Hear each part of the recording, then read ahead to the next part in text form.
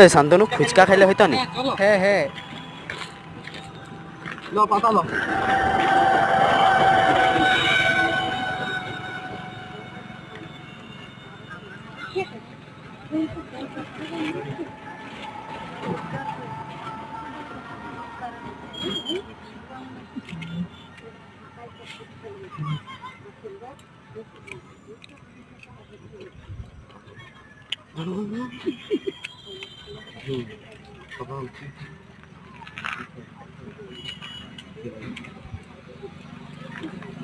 শান্তনু তাকে ফুচকা বিক্রি করতে কখনো তাকে একটা ফুচকা দিলে হইতো না? তো এটা আমার জন্য। হ্যাঁ তোমার জন্য।